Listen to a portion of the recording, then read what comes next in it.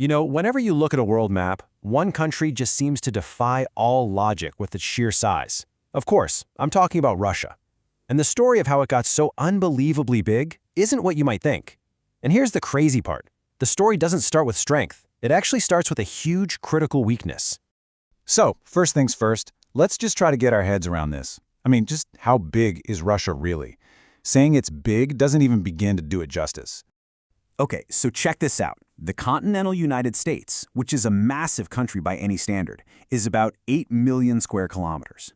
Russia? It's over 17 million. We're talking more than double the size of the entire continental US. It's not just the biggest country in the world. It's in a totally different league. And if that doesn't blow your mind, try this on for size. This one single country makes up 1/8 of all the livable land on the entire planet. One country.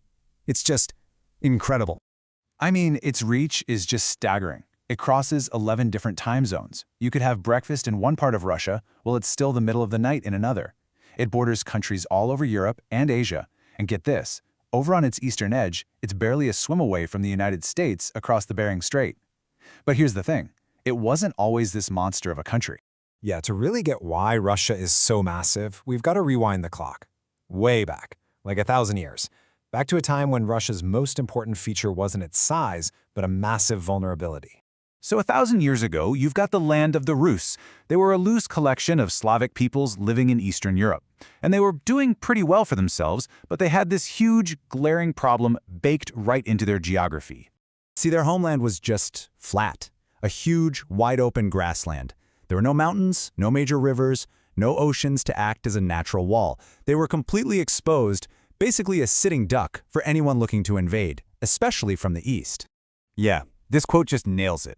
For an army on horseback, this landscape wasn't an obstacle, it was an open invitation, a superhighway for invasion. And well, there was one group of fierce, nomadic warriors who saw that highway and decided to take it, the Mongols. So in the 1240s, that's exactly what happened.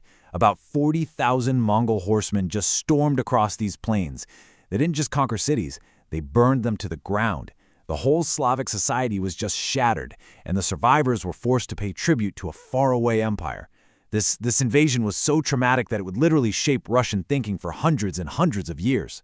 And that devastation, it left behind this deep, deep paranoia, a national obsession with never, ever being that vulnerable again.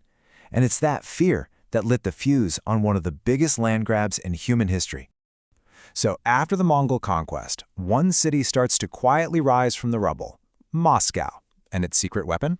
You're not going to believe it. It was fur. Yep. Moscow becomes the center of this incredibly lucrative fur trade with Europe, where everyone was desperate for warm animal pelts.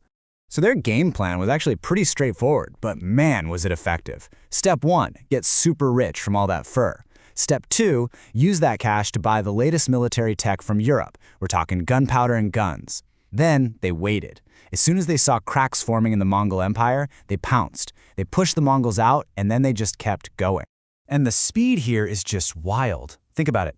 By the mid-1500s, this guy Ivan, and his nickname was literally the Terrible, crosses the Ural Mountains, and then boom! By the 1640s, they've pushed all the way to the Pacific Ocean. That's thousands of miles in just a couple of generations. Absolutely insane. So what was driving this relentless push? Why not just stop? Well, it really came down to two major things. On one side, you have that deep-seated fear, that desperate hunt for secure borders, for mountains, for oceans, anything that could stop another invasion. And on the other side, cold, hard cash. Siberia was this vast frozen treasure chest, just filled with animals whose thick fur was basically like printing. This whole expansion just took on a life of its own. It was happening so fast and so far away that even the government back in Moscow was like, wait, what's going on? And this quote from an official at the time is just, well, it's bizarre, but it perfectly captures the feeling.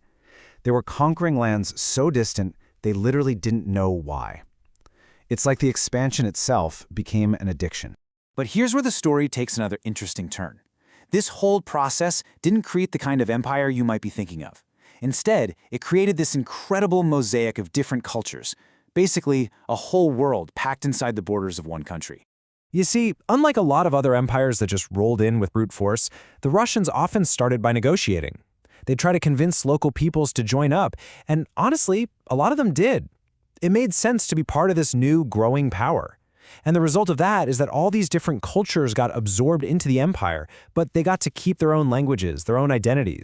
And the legacy of that approach is still visible today, and it is just astounding. Right now, the Russian Federation isn't just one monolithic thing. It's made up of 85 different territories, and get this, 22 of them are what they call autonomous republics. So what exactly is a republic in this case? I mean, what does that even mean? Well, it's basically a nation within a nation. It has its own official language, its own government, its own constitution. They're independent in almost everything except for international policy. It's a level of autonomy that you just don't see in most other countries. And the diversity is just staggering.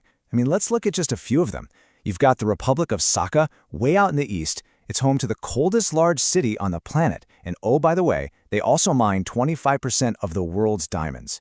Then you swing all the way south to Dagestan. It's hot, it's dry, and it's a majority Muslim republic. Or how about Tuva? The people there are ethnically related to the Mongols, and they speak their own Turkic language. These aren't just provinces on a map. They're totally different worlds, all inside Russia. So when you put it all together, Russia's huge size isn't just some random fact on a map. It's really a historical scar. It's the physical result of that centuries-long, almost paranoid search for safety, for borders that could finally make them feel secure.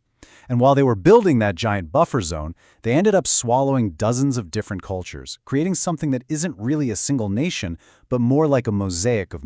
Which brings us to one last, really interesting question to think about.